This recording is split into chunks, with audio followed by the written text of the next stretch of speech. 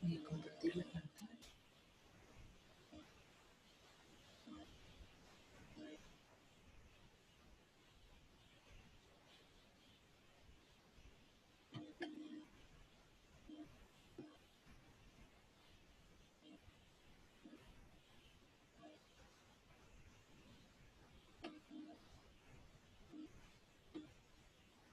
Bueno, vamos a ver ahora todo lo que corresponde a las funciones reproductoras y hormonales masculinas. Son tres funciones principalmente en el varón. Una, a través de la espermatogénesis.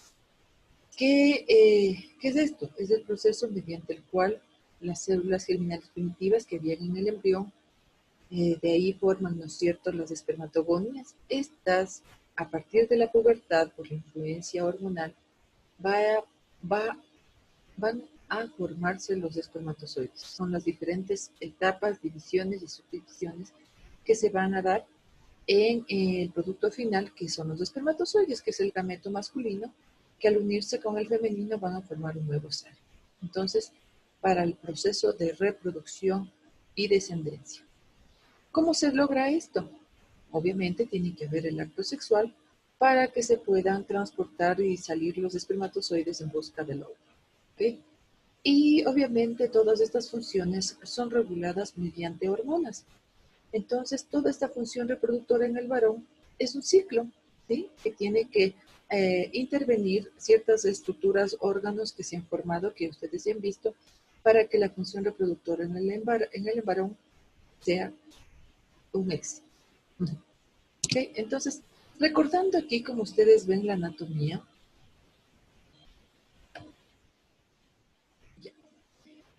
en el testículo, aquí tenemos al testículo. ¿Sí se me escucha? Mira, Ya. Sí, doctora. Aquí tenemos el testículo, que es la gónada masculina, con sus vías intratesticulares y las extratesticulares, que son los conductos que van a transportar los espermatozoides. Recordemos que en la parte embrionaria existían los cordones testiculares, ¿no es cierto?, que se desarrollaban por la influencia del cromosoma Y. Entonces, al desarrollarse estos cordones medulares o testiculares, ya en la etapa adulta, es decir, empieza la pubertad, estos cordones testiculares o medulares se aperturan y en esta etapa se denominan túbulos seminíferos. Es aquí donde los túbulos seminíferos, donde se va dentro de estos a desarrollar todo este proceso de espermatogénesis. Habíamos visto que anatómicamente el testículo estaba dividido estaba formado por conductillos. Estos conductillos existían entre unos 250, 300 lobulillos, ¿no es cierto?, lobulillos, y cada lobulillo en el testículo, entre estos están estos túbulos seminíferos, que son alrededor de 900 túbulos seminíferos que son en espiral. Si lo desenrollamos a cada túbulo seminífero, va a medir aproximadamente 50 centímetros, es decir, medio metro. Y es aquí, obviamente, donde se van a formar los espermatozoides. Es decir, ¿en qué parte específicamente se forman los espermatozoides? Dentro de los túbulos seminíferos. Obviamente, una vez que se han formado los espermatozoides, siguen este trayecto de la vía intratesticular a través de los conos o túbulos rectos para llegar a la red de testis, red testicular testis. Esto es dentro de la gónada. Posteriormente, que salen de la gónada, son las vías espermáticas extratesticulares que se comunican, los que se formaron a través del conducto mesonéfrico de Wolff. Y van a esta estructura que es el epidídimo. Había dicho que este epidídimo, si lo desenrollamos, igual mide 6 metros de largo. Y es aquí donde los van a llegar los espermatozoides a esta estructura para que se puedan madurar y luego también almacenar. Entonces miren el recorrido que da. En el testículo, a través de los túbulos seminíferos donde se producen los espermatozoides, viajan por los conductos hasta llegar al epidídimo. En el epidídimo, obviamente, de la cola del epidídimo sale el conducto deferente y este conducto deferente llega hasta la ampolla del conducto deferente.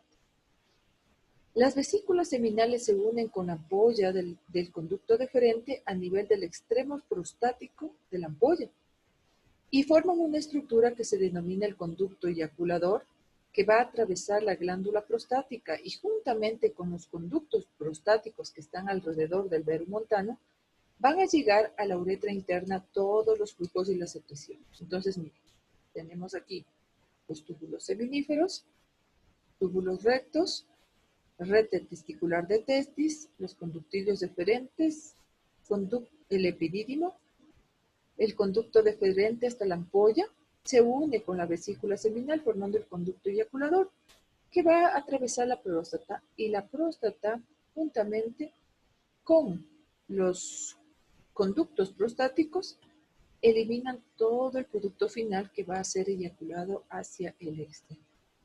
¿Sí? Entonces ese es el recorrido que van a dar o van a tener los espermatozoides dentro de las vías espermáticas, ¿no? Ok, miren, testículo, epidídimo, conducto deferente, conducto eyaculador, uretra prostática y todo el ramo de la uretra.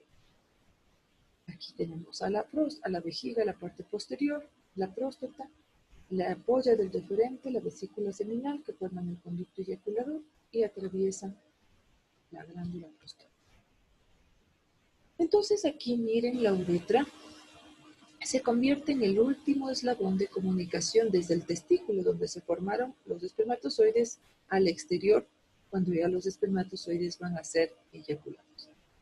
Adicionalmente, tenemos aquí a las glándulas bulboretrales o de Mary Cooper, ¿sí?, que estas van a producir un líquido mucoso previo a la salida del líquido seminal como tal, ¿no? Entonces, miren, este está un dibujo más completito, donde tenemos todas las vías espermáticas. Por eso habíamos dicho que los espermatozoides encontramos en casi todos. ¿En dónde nomás encontrábamos espermatozoides?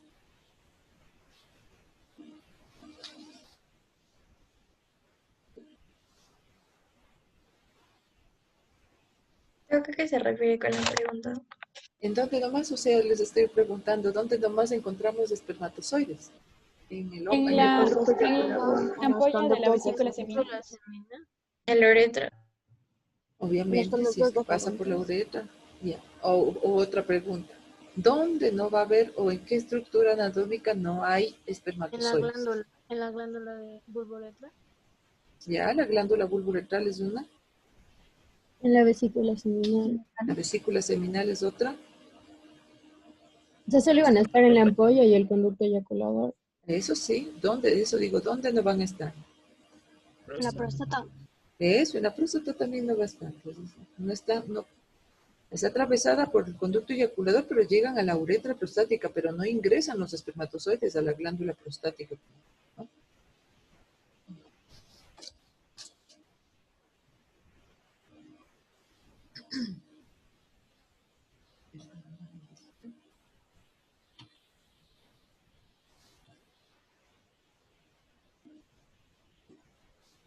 Doc, yo tengo una pregunta. Sí, Disculpe, al rato de que va a ser la eyaculación, ¿qué hace que la vejiga se cierre? ya. Muy buena pregunta. Ya. Anatómicamente, yo les había dicho que existen fibras musculares en la unión entre la vejiga. ¿Dónde está aquí? Bueno, aquí, miren, tenemos la vejiga y aquí tenemos la próstata. El esfínter externo urinario está aquí a nivel de la uretra membranosa. Entonces, cuando hay el deseo miccional, drena la vejiga, se apertura la uretra para que salga la orina al exterior.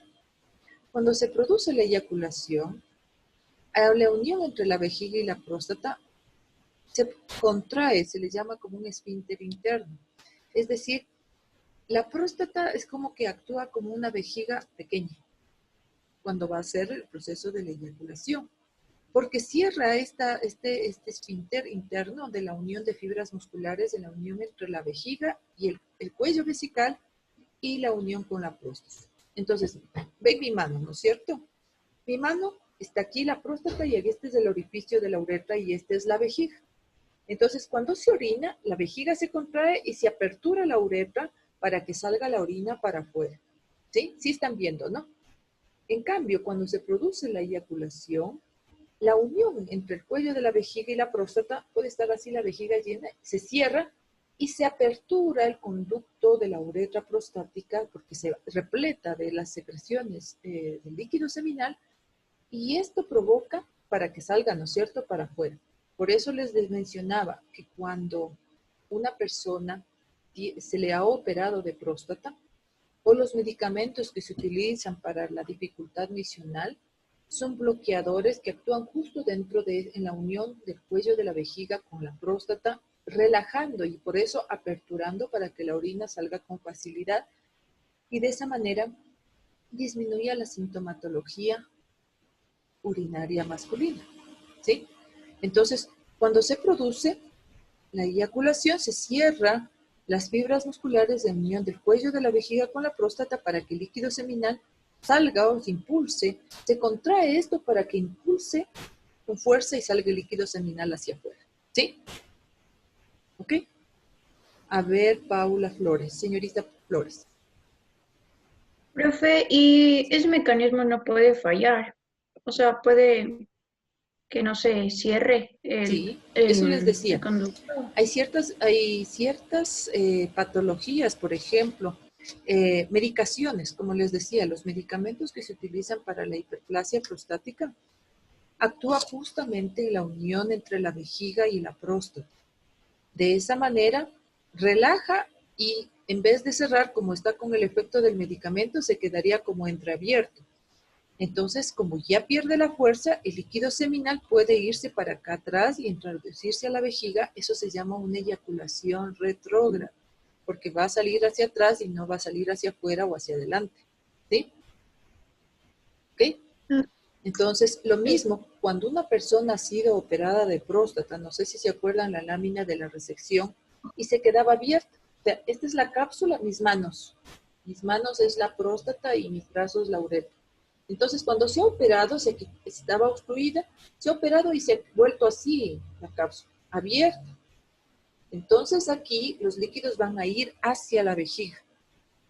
Por eso, generalmente, la gran mayoría de pacientes que son operados de próstata tienen orgasmos secos, es decir, que no salen líquido seminal para afuera porque se va hacia la vejiga. ¿Sí? ¿Estamos claros, chicos? No hay líquido seminal, pero sí hay líquido preseminal por las Claro, por glándulas. supuesto, si hay lubricación, así es. Eso, ¿ve? Mira, sale el líquido seminal, el preseminal, porque ese produce la lubricación y está indicando que está llegando al grado máximo de excitación masculina. ¿Sí? Muy bien.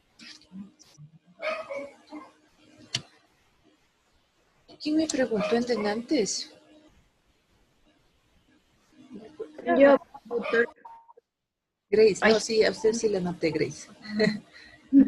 Paula Flores. Eso, Paula.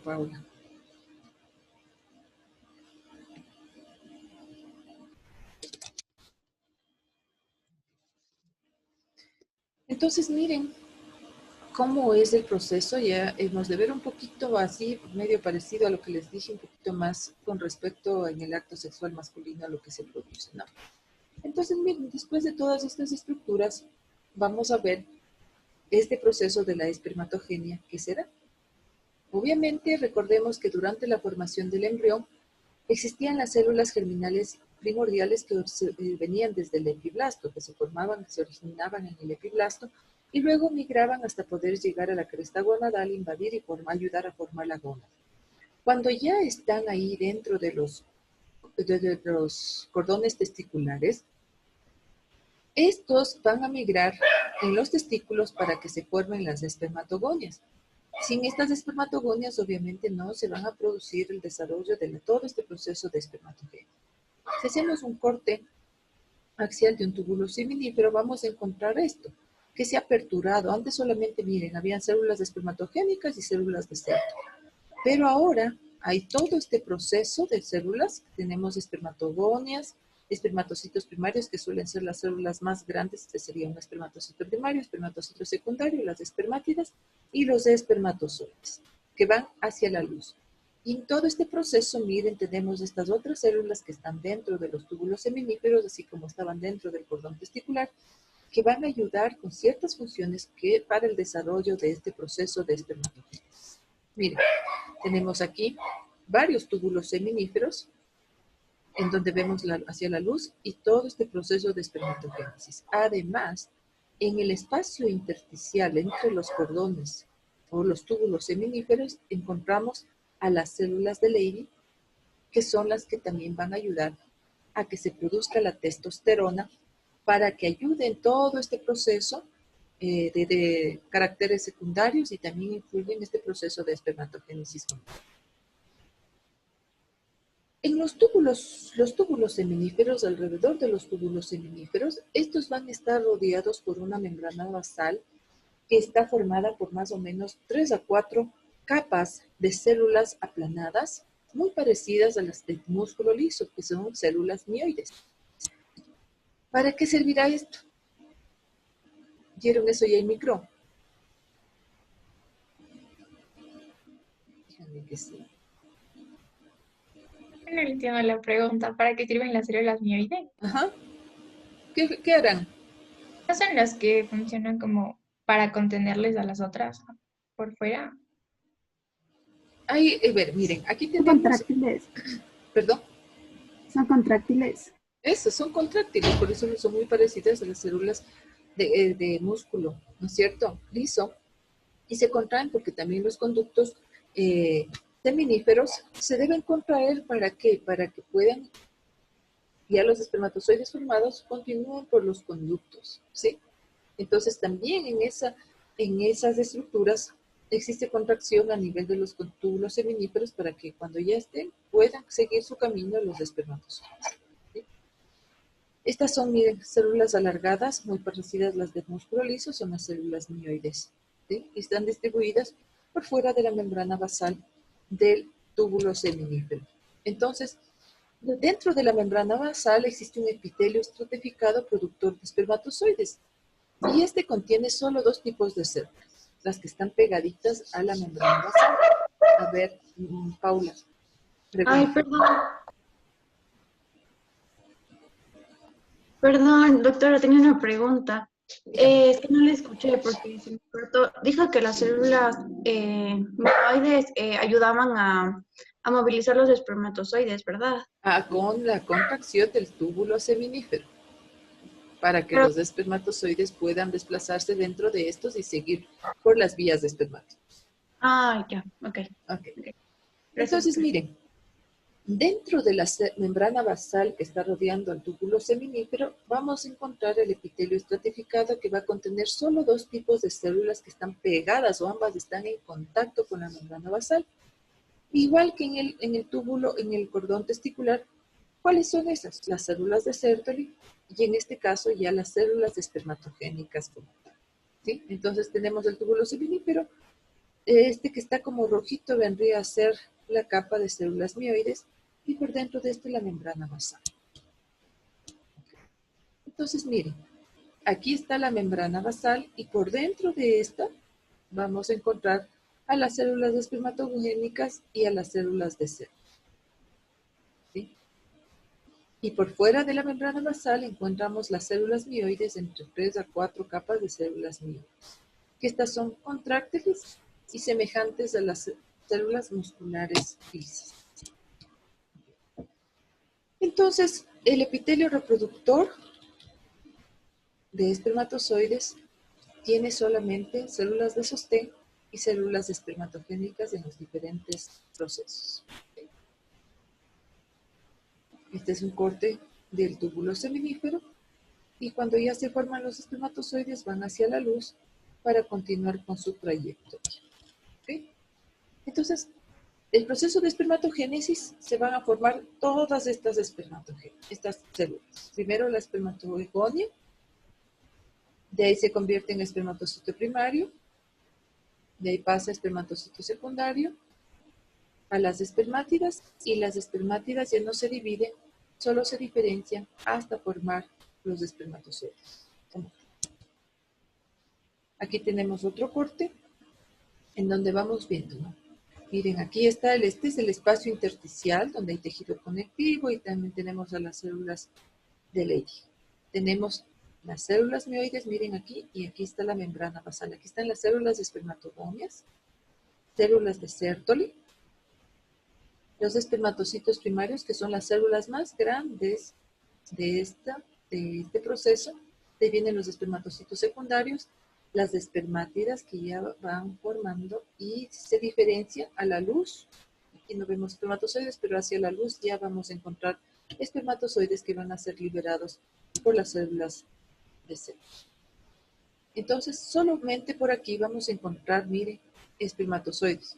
En los túbulos seminíferos pasan por los túbulos rectos, llegan a la red testicular de Haller, pasan los conos deferentes, llegando al epidídimo, van al conducto deferente hasta la ampolla del deferente, pasan por el conducto eyaculador y llegan a la uretra. Solo aquí, en estos conductos, en estas estructuras hay espermatozoides, o vamos a encontrar en algún momento espermatozoides. ¿Listo?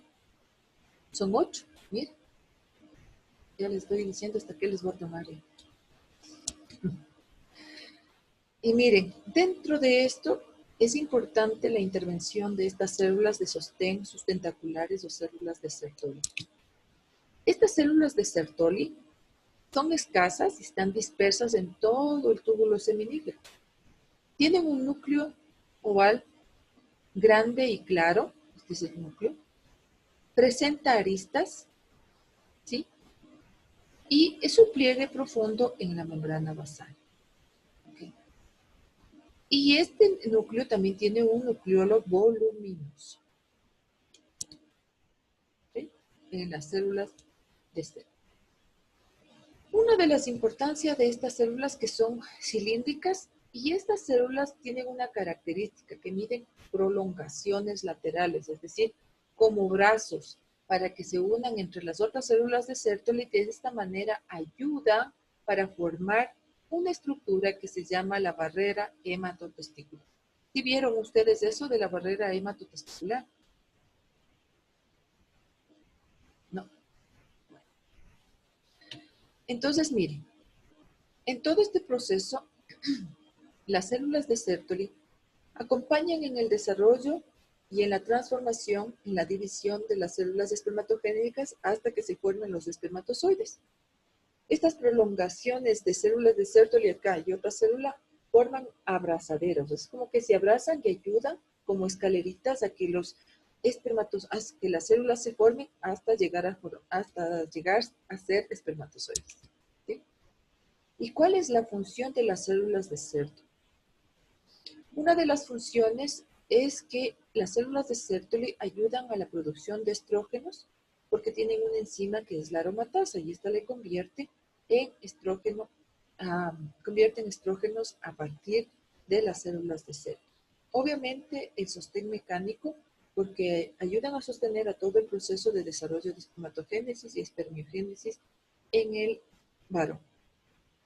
¿Qué también hacen las células de Sertoli? Mientras se están formando, también protegen, mediante esta barrera, ayudan a proteger y nutren a las células espermatogénicas para que puedan desarrollarse y formarse adecuadamente.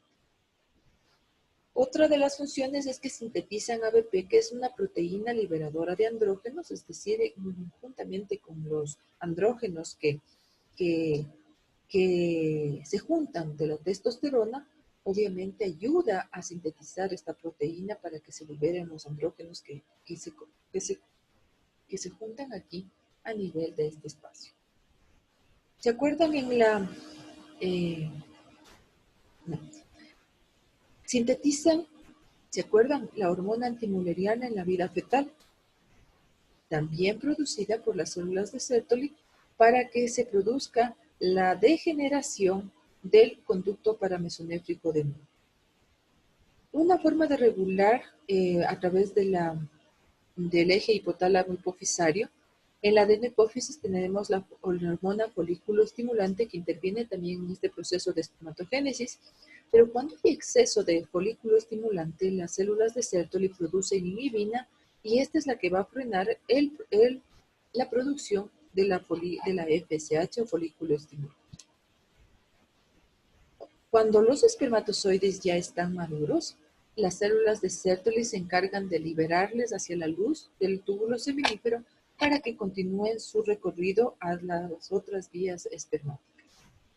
Y otra cosa importante, miren, en el proceso de diferenciación que existe desde espermátida a espermatozoide, el citoplasma excedente de esta célula, de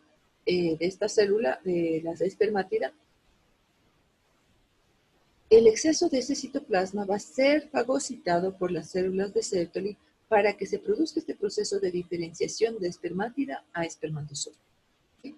Entonces, miren, son 8 funciones importantes de las células de Sertoli que intervienen en el desarrollo. ¿Sí? Tienen la capacidad de producir estrógenos debido a que poseen la enzima aromatasa, la cual convierte el precursor androgénico en estrógeno. Sostén mecánico, protección de las células, aquí están las células de Sertoli en todo el proceso de desarrollo de espermatogénesis de espermatozoides. Entonces protegen y estas emiten prolongaciones.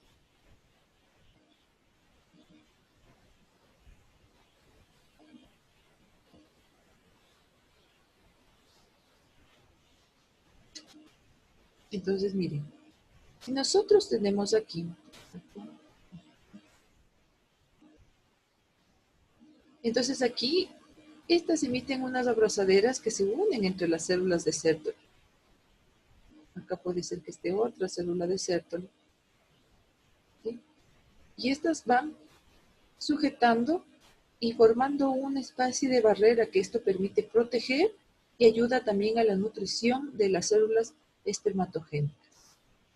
La célula de Sertoli también produce esta hormona ligadora de andrógenos ABP y juntamente, como lo mencionamos antes, ayuda también a que se produzca la formación de estrógenos, ¿no? Es decir, ayuda a que se fije la testosterona y de esta manera también ayuda a la producción de estrógenos.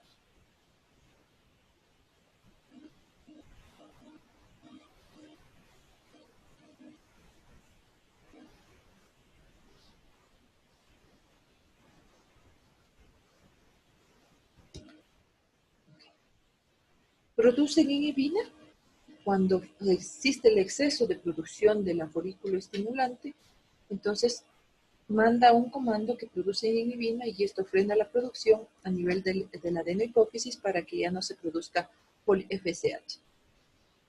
En la fase fetal, en la vida fetal, obviamente, a través de la hormona antimuleriana, ayuda a que se degenere el conducto paramesonéfrico o de Merck.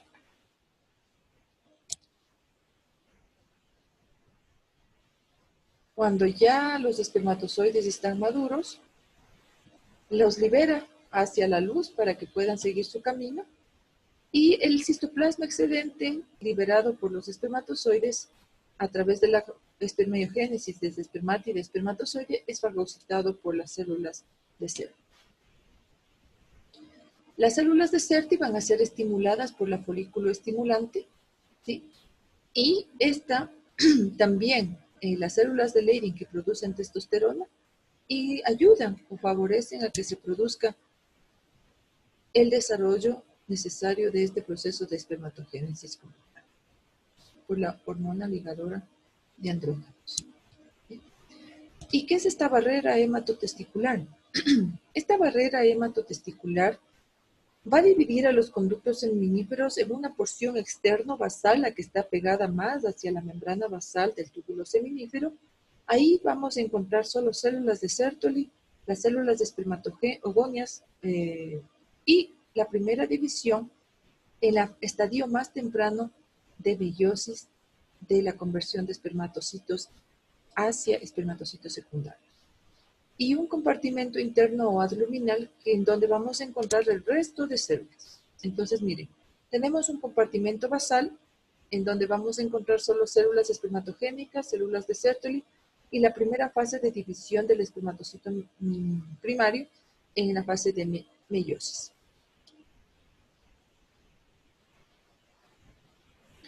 ¿Qué es lo que pasa con en esta barrera hematotesticular?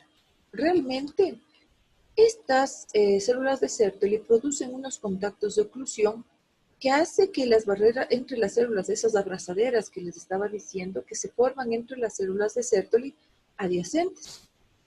Y aquí va a haber sustancias, proteínas, aminoácidos, que ayudan a filtrar, ¿sí? Dan una permeabilidad selectiva para el desarrollo y protección de los espermatozoides. Entonces, miren, esta es la capa basal. Aquí teníamos la membrana con las espermatogonias, algunos espermatocitos primarios, y todo de ahí, espermatocitos primarios ya en la división meiótica, espermatocitos secundarios, espermátidas y espermatozoides, está el compartimento adluminal. ¿Sí? Entonces, miren, tenemos aquí la espermatogonia que sufre la primera división mitótica y se forma un espermatocito primario.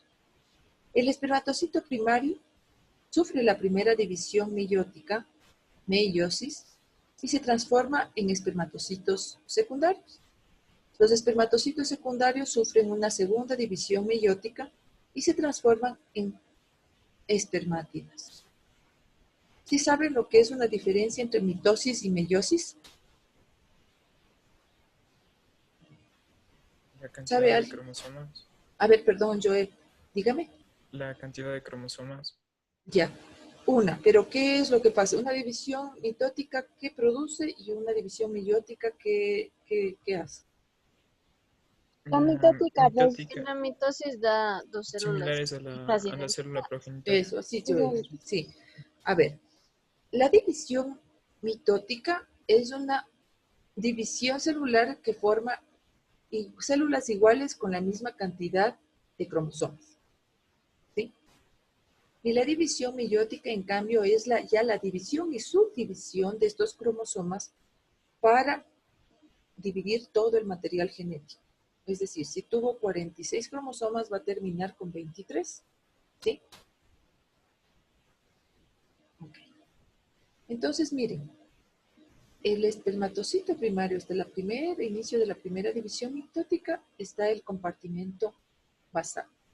Y el resto, ya espermatocitos secundarios, espermátidas y espermatozoides, estamos con el compartimento adluminal. Esto ayuda a que evita que sustancias marcadas electrodensas penetren en este compartimento basal y estas van a ser detenidas. Puede ser que entren a este compartimento basal, pero ya en la barrera van a ser detenidas por estos contactos de oclusión que producen las células de Sertoli. Estos contactos ocluyentes que están entre la membrana basal pueden abrirse de manera transitoria y esto hace que se dé una permeabilidad selectiva, creando en estos compartimentos, en esta barrera, un microambiente especial que obviamente está dado por las células de Sertoli. Este compartimento adluminal vamos a encontrar andrógenos, estrógenos, ciertos aminoácidos e iones, así también como hay hormonas y esteroides, que evita, ¿no es cierto?, que ingresen sustancias dañinas, que pueden provenir del torrente sanguíneo. Porque, ¿qué pasaría si ingresan sustancias dañinas acá? ¿Qué puede suceder? Afecta lo que es la fertilidad. Afecta más que la fertilidad al desarrollo de los espermatozoides adecuadamente. Y obviamente, si hay una alteración de esto, va a provocar esterilidad, podría provocar esterilidad. Entonces, miren, el compartimento adluminal es el que va a proteger de que sustancias dañinas lleguen al torrente sanguíneo y esta provoca una reacción autoinmune porque si ingresaran eso, provocara esta reacción autoinmune contra los espermatozoides y eso podría provocar, como les mencionamos, esterilidad en el varón. Es lo mismo que sucede cuando se realiza la vasectomía, ¿no es cierto? La vasectomía se liga el conducto deferente y obviamente existiría obstrucción de las vías seminíferas. Entonces, ¿Qué pasa, no es cierto, con los espermatozoides cuando ya no salen? Imagínense que fueran acumulando, acumulando y creciendo y no desaparecen. Entonces se producen anticuerpos contra los espermatozoides y de esta manera se regula la cantidad para que no se inflamen o no se llenen estas vías de espermatozoides. Entonces son fagocitados. Se producen anticuerpos, destruyen a los espermatozoides y son fagocitados y reabsorbidos. Y las células de Leydig, obviamente, son las que van a producir la parte exócrina. La parte exócrina son los espermatozoides. En cambio, las células de Leydig son la parte endocrina del testículo que va a producir los andrógenos, principalmente la testosterona, que es la hormona más potente del varón. Doc, Sí. aparte de la fertilidad, ¿qué otra cosa podría pasar? Tal vez se podría dar también cáncer. Podría desarrollar cáncer. Bueno, hay ciertos cáncer en dónde. No sé, tal vez podría ser cáncer a la próstata. A ver, pero no entiendo la pregunta. O sea, es que había leído en unos artículos que decía que, bueno, si en la mayoría de anomalías se podía dar, como dijo, la fertilidad, pero también era un poco raro, pero sí se podía dar cáncer de próstata, si no me equivoco, era de próstata. Ya. No sé. Verás, nos estamos refiriendo a los testículos y a los túbulos seminíferos, donde se forman o donde se desarrollan este proceso de espermatogénesis. Los testículos producen testosterona, ¿sí? Cuando se produce un cáncer de próstata y está metastásico, ¿cuál es el tratamiento? El tratamiento, porque es un cáncer hormonodependiente, se le quita el lugar donde se produce testosterona. Entonces, se le quita en un cáncer de próstata los testículos. Se hace una castración que puede ser quirúrgica o química para que ya no se produzca testosterona, porque la testosterona por acción de la enzima 5-alfa reductasa se convierte en dihidrotestosterona. La dihidrotestosterona está principalmente en los órganos efectores, principalmente la próstata, ¿sí? Uno de ellos es la próstata. Entonces, a nivel de la próstata existen receptores de estos andrógenos que podrían ser precursores cuando hay ciertos factores adicionales para que se produzca cáncer, ¿sí? No sé si ahí pude contestar tu pregunta. Ya. A ver, señorita Salazar. He visto que cuando hay deficiencia de la testosterona también podía verse afectado, o sea, podía haber debilidad muscular y de huesos. Claro, por Entonces supuesto. también, aparte de la infertilidad, puede ser eso. No. O sea, eso ya vamos a ver en las funciones de la testosterona. Obviamente la testosterona influye para que el varón tenga una mayor musculatura, sea más fuerte en relación con la mujer, pero es por la hormona testosterona. Cuando hay un déficit de la testosterona, obviamente puede afectar a estos caracteres secundarios en el varón, como pérdida del vello corporal, pérdida de la fuerza, debilidad ósea, ¿no? Porque tienen huesos más gruesos, ¿sí? Pero eso es por la baja de la testosterona, como cuando hay un hipogonadismo. Es decir, hipogonadismo es baja de la función de la glándula, en este caso del testículo, y que puede producir una baja en la producción de testosterona, determinando ciertas características que pueden afectar al varón, ¿sí? Entonces siente debilidad, El daño del... cansancio. Perdón. Sofía. Es que era por el daño de la barrera, o sea, yo lo entendí como de la barrera y ahí el daño en la producción de testosterona y luego eso, ¿o Ya, no? el daño en la barrera testicular, como ustedes ven, está dentro del túbulo seminífero. Si hay un daño de la barrera hematotesticular, va a afectar específicamente a las células espermatogénicas. Por fuera de los túbulos seminíferos está el espacio intersticial con las células de Leydig. Las células de Leydig, por ejemplo, con el factor calor, por el aumento de la temperatura pueden afectar a las células espermatogénicas como tal y provocar, por ejemplo, esterilidad o baja en la producción de espermatogonias, y esto podría provocar una disminución en la cantidad de espermatozoides, pero las células de Leydig son muy resistentes a la temperatura. Las células, el espacio intersticial de las células de Leydig ocupan más o menos el 20% de todo el tamaño del estroma testicular, ¿sí? Y, por ejemplo, puede dañarse las células espermatogénicas, pero las células de Leydig permanecer intactas.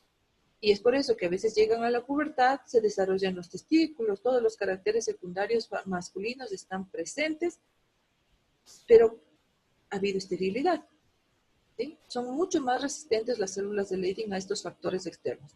De la barrera hematotesticular hablamos específicamente de lo que está dentro del túbulo semínifer, con todas las células espermatogénicas como tal. ¿Sí?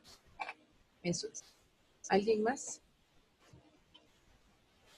Yo quería preguntarle, Doc. Entonces, la barrera, bueno, esta barrera que encontramos aquí, la principal función es que cuando, bueno, en su base son las células de Sertoli, pero también sería lo de la producción de los anticuerpos para que no haya la afección de, si es que llega algo raro desde el torrente sanguíneo. Así es. Su permeabilidad selectiva frente a sustancias evita que sustancias dañinas ingresen para que puedan dañar a estas células que están en este proceso de diferenciación y de formación a los espermatozoides. ¿Sí? Entonces, por eso es. Pueden llegar hasta la membrana basal, pero de ahí se produce esta permeabilidad, dice esto se ingresa o esto no ingresa. Por ejemplo, sustancias, por ejemplo, una persona expuesta a radiación, ¿ya? Ahí a veces, estas les protege. Pero hay otro mecanismo, por ejemplo, si es que se ha formado o se han desarrollado espermatozoides, ha habido alguna alteración y salen espermatozoides un poco dañados y resulta que un espermatozoide que está así fecunda un óvulo. El óvulo regenera tiene la capacidad protectora de regenerar a este espermatozoide y de pronto evitar que ese daño que ha tenido lo afecte. Pero ya cuando no son productos viables, ustedes ven que el mismo organismo se produce, o si se ha habido una fecundación, son productos no viables porque producen muchas malformaciones o alteraciones, se eliminan o se produce un aborto espontáneo. ¿Ven? Eso es. Sí, gracias, Doc. De nada. Pues no me estaba poniendo antes.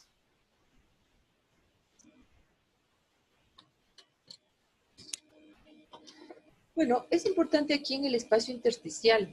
Estas células tienen un citoplasma que puede producir cristales de Reiki. A veces a nivel del espacio intersticial, vamos a ver en los testículos, por ejemplo, hacen un ultrasonido, una ecografía, y el testículo se ve como puntitos, como dice, parece cielo estrellado. Se pueden calcificar.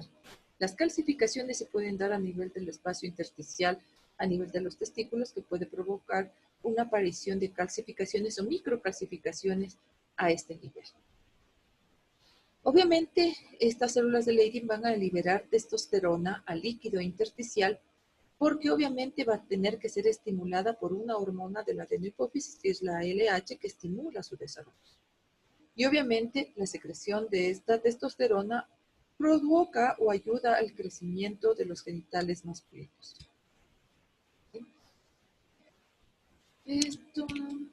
Entonces vamos a este proceso de espermatogénesis. ¿Cuánto dura este proceso? Obviamente en el varón tenemos al espermatogonio y de ahí el espermatocito primario en la pubertad que sufre la primera división meiosis y la primera y segunda división meiótica para llegar a formar 4 espermátidas que dan origen a los espermatozoides. Este proceso se da solamente en la pubertad en el varón, ya que aquí influye, ¿no es cierto? Van a estar involucradas acciones hormonales a través del eje hipotálamo hipofisario y las diferentes divisiones, ya sean mitóticas y meióticas. ¿Sí? La duración de este proceso en el hombre dura aproximadamente 74 días. se extienden en 4 ciclos cada uno de 16 días.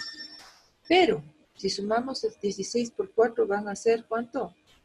64 días. 64. Así es. 64. Y dice 74, se pone más o menos 10 días. En general, 74 días para que se formen los espermatozoides como tal, ¿sí?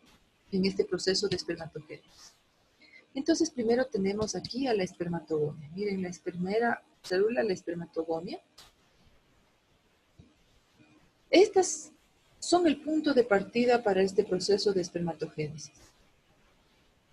Es decir, hay espermatogonias hasta que se desarrollen los espermatozoides maduros. Tenemos aquí las células espermatogénicas, espermatogonias que están, ¿se acuerdan? Solamente cerca de la membrana basal, las espermatogonias y las células de célula. ¿Sí?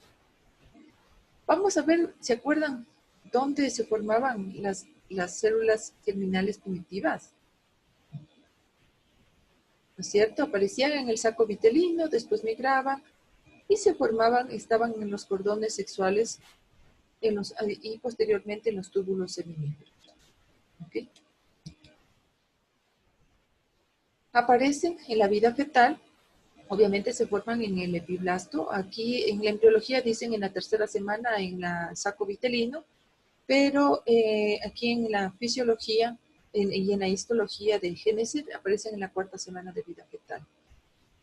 En la pared endodérmica del saco vitelino van después a migrar para unirse, ¿no es cierto? Y llegar a formar la gónada masculina y los cordones testiculares se encuentran, ¿no es cierto? Pasan en un estado de reposo en la infancia y en la pubertad. Por la influencia hormonal ya se forman los túbulos seminíferos. Entonces aquí, durante la producción continua de espermatozoides, va a depender mucho la renovación constante de la población de espermatogonias. Porque si no hay espermatogonias, no se pueden formar el resto de células. Entonces, miren, nosotros tenemos dos tipos de espermatogonias. Las espermatogonias tipo A, que poseen un núcleo redondo, con dos nucleolos localizados en la cara interna del nucleolema. Y las espermatogonias tipo B, en cambio, tienen un solo núcleo redondeado con un único nucleolo central. Las espermatogonias A, estas van a ser células madre que van a sufrir solo mitosis. Y algunas van a permanecer en células madre y las demás se van a diferenciar a espermatogonias tipo B. Estas células de espermatogonias tipo B ya no van a poder retroceder al estadio de células madre o tipo A. Y de estas espermatogonias tipo B son las que van a dar origen a las nuevas espermatogonias tipo B por mitosis para que continúe este proceso. Entonces, después de la última mitosis de las espermatogonias tipo B, van a aparecer o se van a diferenciar en espermatocitos primarios. ¿Sí? Entonces tenemos ahí los espermatocitos primarios. Entonces miren, aquí ha habido una espermatogonia y obviamente se divide en otra espermatogonia, pero solo la espermatogonia tipo B es la que por división mitótica se forma el espermatocito de primer orden. Estos espermatocitos son muy grandes, son las células más grandes. Estas siempre se van a desplazar en dirección luminal, es decir, hacia la luz del túbulo seminífero. El número de cromosomas que existe a este nivel todavía se mantiene en 46 cromosomas.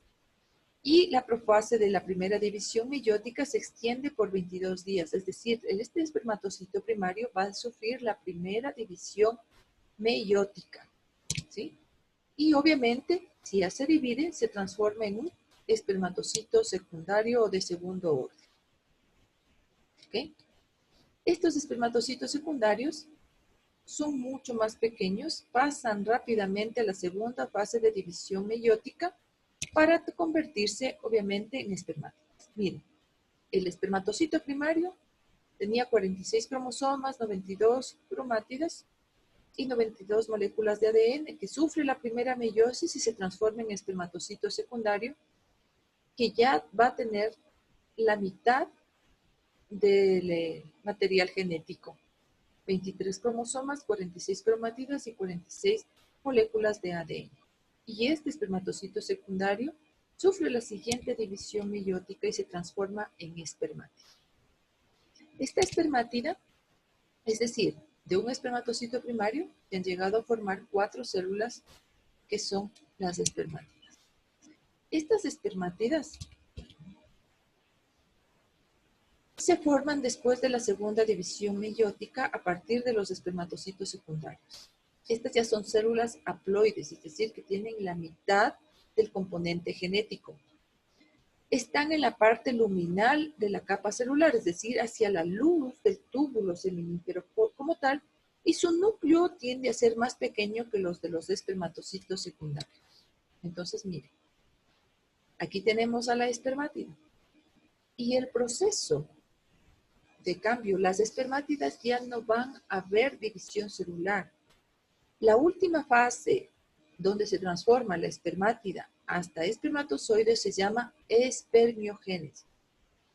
Entonces, la espermiogénesis no es otra cosa que la diferenciación de estas espermátidas que están recién formadas para que adquiera la forma del espermatozoide definitivo y como tal. Miren, este proceso de diferenciación podemos ver aquí cómo es esta célula. La espermátida tiene un núcleo grande, tiene un centriolo, estos puntitos son las mitocondrias y el resto es, aquí también tenemos el aparato de Golgi y el citoplasma. Conforme se va desarrollando, diferenciando, este aparato de Golgi es el que va a formar, miren aquí, el aparato de Golgi va a formar la vesícula acrosomal, el acrosoma, ¿sí? Que va a ocupar los 2 tercios anteriores de la cabeza del espermatozoide. El núcleo ocupa casi toda la cabeza, es grande. Las mitocondrias, miren, aquí tenemos el centriolo se ubica más o menos en la mitad a nivel del cuello, ¿sí? Del espermatozoide. Y de aquí van a ser el flagelo, el que va a formar la cola del espermatozoide. ¿Sí? Las mitocondrias, miren cómo se van direccionando y se van debajo del centriolo agrupando para ubicarse alrededor de la porción intermedia del espermatozoide. El flagelo obviamente va creciendo hasta que, y este citoplasma excedente es el que va a ser fagocitado por las células de Sertoli hasta que ya tenemos al espermatozoide maduro. Entonces, miren, el proceso de espermiogénesis, cambio de espermátidas a espermatozoides. Se forma el acrosoma, que se formaba el acrosoma a través del aparato de Golgi. El núcleo se condensa más. Se forma el cuello a través del centriolo y la poiesis intermedia con las mitocondrias que están aledañas a la cola y la cola propiamente del espermatozoide. Y se desprende el citoplasma, ¿sí? En forma de cuerpos residuales para que sean fagocitados por las células de Sertoli. ¿Sí? Está fácil. Sí, ya. Cuando ustedes vayan a leer va a estar más fácil. ¿Sí? Entonces, miren, ¿dónde se da la espermatogénesis?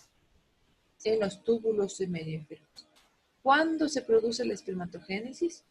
Cuando empieza la vida sexual activa en el varón, es decir, en la pubertad entre los 12 a 14 años, con una media de 13 años. ¿Y por qué se da este proceso? Porque obviamente existe una estimulación de las hormonas gonadotrófas que están en la adenohipófisis. ¿Sí? Entonces, miren, en cuanto a las fases de la espermatogénesis que se forman, ¿no es cierto?, en los túbulos seminíferos, estos tienen las espermatogonias. Las espermatogonias, unas van a proliferar para reponer su número. ¿A través de cuáles espermatogonias se reponían su número? Serían las de tipo A. Exactamente, gracias. Las espermatogonias tipo A son las únicas que van a reponer su número. Y las otras de espermatogonia B que se transforman en de espermatogonia A a espermatogonia B, estas sí van a proliferar a que se formen los espermatozoides. Obviamente, todas estas espermatogonias tienen que migrar hacia el centro, hacia la luz del túbulo seminífero, entre las células de centro. ¿Sí? Entonces, miren, en el nacimiento hasta la pubertad, hasta que cumpla los 12 a 14 años, Teníamos las células germinales primordiales que van a penetrar en el testículo y forman las espermatogonias. Pasan a un estado inactivo hasta que llega a la pubertad y esta espermatogonia va a proliferar. Una para reponer su número, ¿sí? Y aquí solamente se dividen por mitosis en el interior del testículo. Y la que se divide por mitosis y después de la última división mitótica, la espermatogonia tipo B, se transforma en espermatocito primario. El espermatocito primario ya sufre la primera división meiótica y se forman los dos espermatocitos secundarios. Y los espermatocitos secundarios sufren la segunda división meiótica y se transforman ya en espermátidos. La espermátida sufre el proceso de diferenciación para que se transforme en espermatozoide maduro.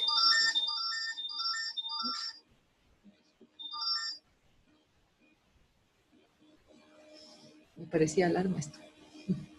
Entonces, todo este proceso de espermatogénesis dura aproximadamente 74 días.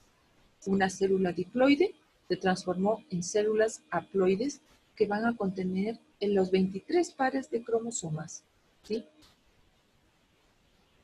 Y uno de estos cromosomas es el que va a llevar la información genética X o Y para saber si va a ser un varón o una mujer, depende del espermatozoide que lo fecunde. ¿Sí?